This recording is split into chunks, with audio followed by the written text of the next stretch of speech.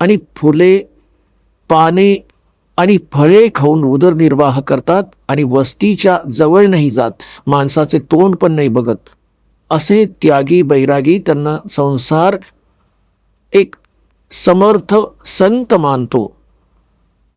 आता याचे प्रमाण दिले आहे सूक्ष्म वेदामध्ये. केळे की कोपीन है जो फूल पान फल खाही, नरका मुख नहीं देखते जो बस्ती निकट नहीं जाही. ते काय आहेत?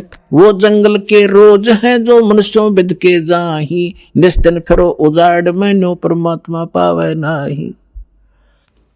कसे प्रमाण दिले की तो जंगलातील नील गाय आहे, जो बघितला माणूस की पळून जाईल, सुसाट माहित नाही कुठे जाऊन बसेल.